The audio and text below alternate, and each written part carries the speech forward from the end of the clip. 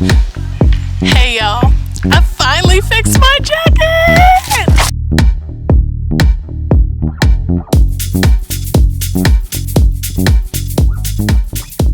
Hello friends, thank you so much for stopping by the channel and happy Sunday to you. And in today's video I'm going to be having like a little sewing catch-ups, just so that you know what I've been doing here in the sewing room, you know, getting you up to speed. Some of the things that I'm going to discuss is going to be how I finally fixed my fall jacket, so you gotta stay tuned to that.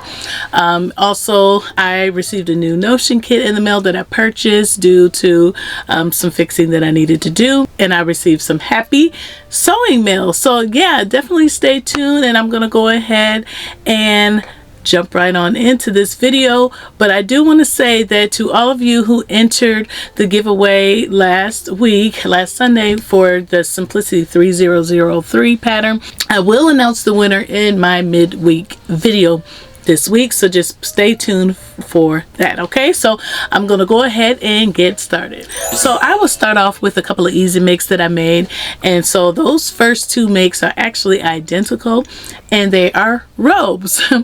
As the weather started cooling off, the boys were like wrapping themselves up with their blankets and walking around the house like that, because they, for whatever reason, they don't like to wear a lot of clothes in the house. And last year I had cut out 2 robe patterns because I wanted to make them robes for the same reason, but I just really didn't do much sewing last year because of all the losses that I experienced, and I just kind of put it on the side. But anyway, I remembered that I had cut those 2 patterns out and I put them in project bags. So I pulled out the robe patterns, and I used Simplicity 9214 for that, and I used the fleece that had been in my stash for a long time. I honestly don't know why I had that color fleece in my stash, but it's a nice solid neutral color, and I remember thinking, you know, when I cut it out, that I was just going to use it and not spend any money getting more fabric, even though I would like prefer a more kitty type of fabric for them, but I just used what I had. Now, I did cut out the same size, but I used a smaller seam allowance for the older son, and because they like to identify like whose is what, and you know, this one's mine, this one, you know, all that type of stuff, I purchased iron-on patches that I picked up from Walmart, and the younger one has a dinosaur and the older one has a puppy. And I had actually thought about embroidering their names on the robes, but I decided not to, so that I can donate them when they grow out of them, and it won't be like weird like if I donate it to a Goodwill and someone picks up a robe and it has their names on it. So I thought that the pattern was very straightforward, and it gets a 10 out of 10 for me, and I'll go ahead and show you up close like their little patches. And let's see, I put them on the left side. So this one is the little puppy. And like I said, it's just iron on, and when you iron on fleece, you have to be careful to not press and hold. You have to move it around, or it will like eat this fabric up. I kind of scorched this one, I believe, a little bit. And then this robe right here, like I said, just simple robes, and I did make the ties with them as well. This one has a little dinosaur, so when they go to grab their robes, they know whose is what. Okay, and yeah, so that is it for those first 2 makes. And for the second make, I also made 2 of the same garments, but they look slightly different. So basically I just used the same pattern, and that pattern was Simplicity 8754. The boys had a black and orange day at their school, and of course they didn't have any orange at home, and I couldn't find anything at the store, which I usually try to do when I'm trying to get something last minute. So I remembered that I had some orange fabric left over from the dress that I made for my summer vacation, and so I didn't know if I would have enough. So I also went to Joann Fabrics to see what they had, and they had some Halloween fabric that was mostly orange and black, and they didn't have anything too bad on it. So I went ahead and picked some up, and I made tops out of the 2 fabrics. So again, I used Simplicity 8754, and for the first print I used just the fabric that I picked up from Joann Fabrics with the prints all over I thought it was nice, and you know, I love a good raglan sleeve, so that pattern had a raglan sleeve pattern to it. It wasn't the pattern that I wanted to use, but the pattern that I wanted to use is a simplicity pattern. They didn't have it in their size, so I felt like it was good enough. And then for the second top, I used the Joann fabric print for all except for one sleeve and one cuff. And I, you know, color blocked it with the orange fabric to give it a different look and to, you know, zhuzh it up a little bit. And I thought it came together well. So yeah, this pattern is a decent pattern, and this is the up close picture of it. I know I put some in the screen, but this is what it is. So this is a nice pop from the pop line. And then I just used the rib knit that I got from Joann Fabrics for the neckline. And then this is the orange ponte knit that I got from the fabric store in Chicago when I went to Chicago Fractals. And this is the rib knit on this sleeve. And then for this sleeve, I used the orange ponte knit. So yeah, the boys really, they really love these tops. They got a lot of compliments, and so yeah, but this pattern right here for me gets like an 8 out of 10. And the reason why it doesn't get a 10 out of 10 is because the finished measurements are off. So for this pattern, I feel like the finished measurements are like the regular body measurements. And so for that reason, the one that I made for the younger child, I'm giving to my niece, or, you know, so that she can wear it, or anyone who wants to take it, honestly, because my boys won't be able to wear it again. And then I'm going to give this one to the younger boy and then make the other one a different shirt for next year. So yes, that was the makes 3 and 4. All right, so that is it for the littles, and now I'm going to recap some of the other recent makes that I made. And over the last weeks, minus last week, I had a series on my channel on Sundays titled Falling for Sewing, and this was done in collaboration with Ellie of Sally and Sam Style. If you weren't able to watch the series or the specific video about my fall jacket and you don't know the drama behind it, I won't go into major detail because it's just too much. But basically, the finished measurements were off by 5 inches, and I forgot to put the zipper in. But because the jacket was supposed to have 5 inches of ease, I went ahead and I just finished it up anyway, thinking that would have enough room to overlap the fronts and install snaps. But because the jacket was too tight and it did not have that 5 inches of ease, I wasn't able to. So because of that, the jacket was not done when it was time to premiere it on the series and on the channel. And I let everyone know that I was going to share the changes that I made once it was done. And that's what I'm getting ready to share with you right now. Okay, so yeah, I know that was a lot, but I had to let you know where I was going. So I fixed my jacket. And I love it. Okay, now, because I completely sewed up my jacket initially, I had to unpick all of the facing stitchings, including the under stitches and the stitches from the serger. So I was doing a lot, okay? However, I did get my zipper installed so that I could close my jacket, and that was successful.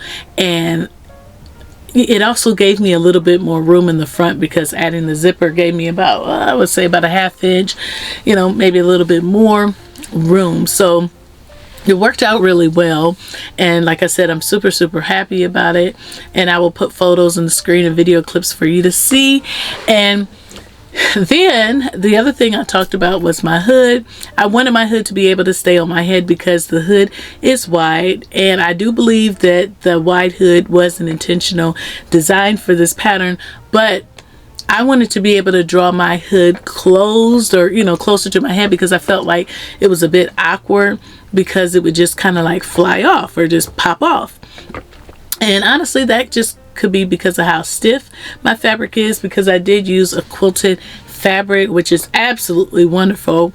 But, you know, regardless, it kept doing that. So I installed grommets for the very first time. Yay me. I marked my fabric where I wanted them to be, and then I practiced on some scrap fabric, and it took me like 2 times to get it right. And then I went ahead and installed it on my jacket, and I'm so super stoked about it. It looks like something that you would have purchased out of the store. So yeah. So now for my drawstring. I initially used a twill tape. It's actually right over here. Let me grab it. But yeah, I actually used this twill tape initially, and as you can see, like the little knots at the bottom, I'm sure you can, but I use this because I've done this before with a hoodie pattern that I made, an oversized simplicity hoodie pattern that I made, and it calls for that, and it looked okay, but it didn't look right on this jacket. Okay, it actually looked kind of cheap.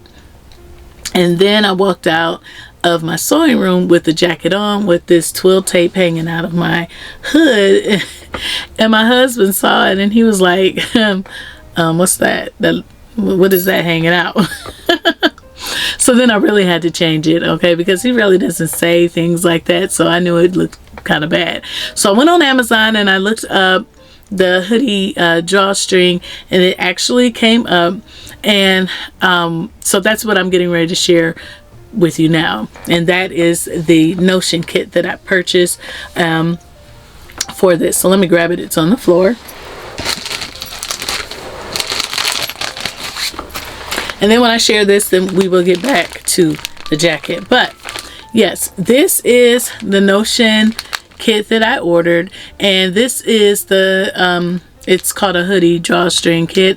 I ordered this kit, like I said, because of the cheapness of the twill tape, and I wanted this because it's ivory. The twill tape is not really ivory, it's like white, so it kind of popped out too. Not only did it look raggedy, but it kind of popped out, and I just felt like this was a good bang for my buck because the package included 4 53-inch hoodie drawstring cords, and they can also be used for sweatpants, and it also comes with like two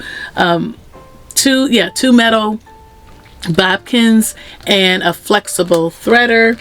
So I had one of the bobbins out, but I'll just pick one out of here. So here's your flexible threader that comes with this kit right here, and so I just, you know, pushed it through here and this threaded through, and this was the better one. The first time when I used the twill tape, I used a bobbin that I already had here, and then it took longer just because the bobbins are, you know, shorter and smaller. And this is what a bobbin is, if you don't know.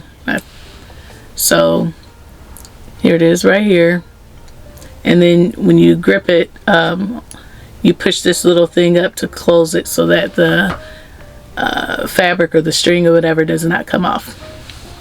So yeah, it comes with 2. Why? I don't really know, but it comes with 2 of those and then 4 of these, and like I said, they're 53 inches. So yeah, I thought that was a pretty good deal. But anyway, the kit was $8.99, but I'm sure that I can use the rest of the drawstrings later on down the line. I already have it planned to use one so far, so I'm okay with that. But yeah, you get 7 items, okay, for $9. So I thought that was okay. The only issue that I have is that the metal on my grommets are the gold color, and the metal on the tips of the cords are like the silver color, and that kind of bothers my soul, but I'm just going to leave it the way it is. I don't want to return the drawstring kit, so I just need to make sure I pay better attention to that next time. So I was like, oh well. But anyway, back to the jacket. The 2 other things that I did to finish it off was I used bias tape to finish the raw edges of my facings, and I also tacked my pockets onto the facings so that the pocket bags didn't flop around.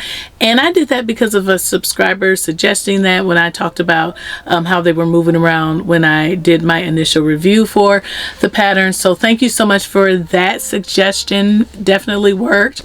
I do still need to cover the openings of the pocket areas so that you don't see those raw edges, but that would just be done at a later time. And I will show you what that looks like right here. So here, first of all, are the grommets that I'm so proud of, and this is what I mean by the metals not matching, as you can see that. But anywho, oh well, right? But here are the pockets, and these are the openings that I'm talking about right here. Right here, so annoying. I think one is worse than the other.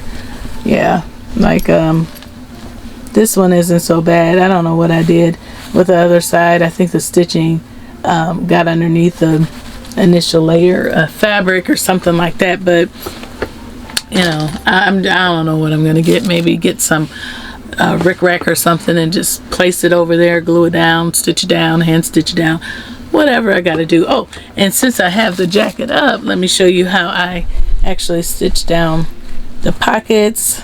Okay, I just tacked them down right here. So I tacked it down right here, tacked it down right there, and then it doesn't move when I put my hand in my pocket. It's perfectly fine. It does not restrict. So that was a win for me. Thank you so much for the suggestion. And if I had to rate this particular pattern for ME 2057, which is how I made my jacket, I would rate it a 7 out of 10. And that's because of the inaccuracy of the finish, at least the finished bust measurements. And that's the only reason why. And I'm not going to go off into this rant again, but I actually did call Simplicity and talk to them about that. They said that they would measure it and get back with me after going round and round and round, whoever the person was. And yeah, they called me back and said that it was right. I said the finished measurements are not 50. They said that they were, and they wouldn't admit it, even though like I can put mine up to measuring tape and show you. Maybe it was just my pattern, I don't know. But yeah, the measurements were off, and that's the only reason why I would give it that rating. But that's okay. I still have a really good jacket now, and I am done with all that. But I would certainly purchase this pattern again and just make it in a larger size, because I now know what I need to do. So let me know what you think about the final look of this jacket, the grommets with the drawstring and the zipper, and it's a win for me. All right, so the next garment that I made was Simplicity 9451. I made this top out of a double brush poly knit, and I love this one. This one is a good one. I made View D, and this was a very simple make. It only has like a loop and button closure on the back, and so it's, like I said, it's just really, really simple. And although it's simple, it does have like the gathers at the shoulder, at the top, and it just really elevates this simple top. And it is certainly a compliment getter. I paired this top with slim pants. I paired them with the slim pants for the actual video, and then I paired them with the pencil skirt when I wore them to work, and it just looked really good paired with both styles. So definitely get your hands on this pattern if you have not. Out of all the makes for the series of Falling for Sewing, for my videos, this top had the most views. So I think you may feel the same about this pattern, or you maybe be interested in this pattern, but definitely get it because it has 4 different views, so it's good for all seasons, and it is a lovely make. And I also feel like you can make this out of a woven, and I honestly think it would be better looking in a woven, or at least a knit that doesn't actually cling to your body like my poly. Even though I still love it, I just think it would be better with a woven fabric or a knit that doesn't cling to you. And this pattern for me gets a 10 out of 10, again because of all of the views and how this pattern elevates a simple look. Alright, so for the next garment that I made my overalls by using Simplicity 9590, and I absolutely love my overalls. Do you hear me? I love them. I actually wore them today, okay? And I need to make another pair because I have worn these out. However, when I was making this overall set, I didn't enjoy the process because I felt that it was a bit cumbersome, like the instructions or the steps that needed to be taken to get it made. But I think I felt that way because I didn't feel the need to do a faux front fly. Excuse me, I had to think about what it was. But since then, I have picked up another pattern for overalls that I'm going to try when I make my next pair that does not have the faux front fly, so that I don't have to make it. But although I did have to make it, it was easy to make. The design is cute, and if I had to use the pattern again, I would, because I do love the overalls that much, and I feel like it's a vibe. Okay, it's a vibe for me. This pattern gets an 8 out of 10 for me. Okay, so now let's talk about the next pattern, which is the lounge set that I made by using Vogue 1835. This pattern right here gets so much wear, and this is super duper easy to sew. I feel like this is a beginner level sewing pattern, definitely. Okay, but at the same time, you get a classy and elevated lounge set. A lot of times when Vogue says that it's easy to sew, it's usually like not that cut and dry, because with my experience with the Vogue easy patterns, they're like little steps for finishings or something that is going to like consume time, just little teeny things. Not that it's hard, but just kind of like not, you know, straightforward to the point, like one of the learn to sew patterns from McCall's and things like that. However, this pattern is easy and it's straightforward. So if you are looking for a pattern like that, definitely pick this up. And if you're looking at this video on the Sunday that it was published, Vogue is on sale right now, so go grab the pattern so that you can make it. And the bonus of this pattern is that there are slippers included, which would be perfect to make for a holiday gift. Okay, so definitely pick it up. But for this pattern, or for this set, I did use a cable knit fabric that came from Joann Fabrics that's no longer going to be like restocked, and it is stickered as Last Chance, but there probably is no more, because I did put a link to this fabric in my communication tab, and many of you purchased this, and I'm glad you did, because this is some good comfortable fabric. But if there's any left, definitely pick some up, and this pattern gets a 10 out of 10 for me. Now the next two garments are the ones that I made for a fall wedding that I attended. I attended a fall wedding, and we were required as guests to wear something in brown. I didn't have any brown. I couldn't find any brown to buy, so I made my TNT jumpsuit pattern to wear to this wedding, which is McCall's 8069. I love how it came out as usual. And this is about the 4th time that I made it, either 4th or 5th. But because it is October, or was October when I made it, I didn't want to chance my arms being cold, so I made a bolero by using Vogue 2079, and I absolutely love them both. It was just a perfect mashup. Making the two patterns and putting them on together, it just looked like one complete garment because they merged so well together. And I'm glad I was able to do that at the last minute. Okay, I used a satin fabric from Joann Fabrics. That was nice.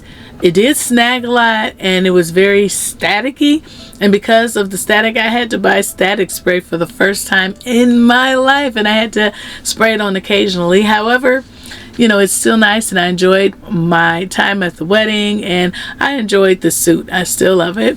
And both of these patterns for me get a 10 out of 10. Okay, all right, so let's talk about the Happy Mail that I received. And about a month ago, Miss Donna of Donna's Things so kindly sent me some fabric in the mail. She had showed a top that she had made out of this particular fabric that I'm going to show you, and I commented about how much I liked it, and she sent me some in the mail, and I thought that was absolutely so kind. And so I'm going to show you the fabric right here. Here is the fabric. Isn't this beautiful and bright and vibrant? Absolutely gorgeous. And so I am going to save this fabric right here for the spring or summer. So definitely stay tuned to see what I will make with this. And I don't know if you all know, but Miss Donna is also an author, and she sent me a copy of her book, and here is the book right here. I thought that was so special of her, and I am going to be taking some time off during the Thanksgiving and Christmas break, which will give me time to read the book in its entirety, and I'm so thankful for that. So thank you, Miss Donna, again for your wonderful gifts. I definitely appreciate you thinking of me and sending this to me, because you did not have to, and again, I'm just so grateful. So that is it for today's video. Please know that I do have full dedicated reviews for all of these makes, and you can view them by clicking on the links in the description box below or by searching it on the channel. And I also have blog posts for them all, but all of the blog posts are in the description box from the actual dedicated review. So if you want to see those, you can go to those videos and click on those blog post links. If you enjoyed this video, you know what I'm getting ready to say. Please take a pause for the cause and click the like button and hit the subscribe button if you enjoy this type of content, and click the gray notification bell so that you can be notified of future videos. Thank you so much for watching. Thank you to all of my new and returning subscribers for your support, and I will see you in the next video, which will be really soon. Bye.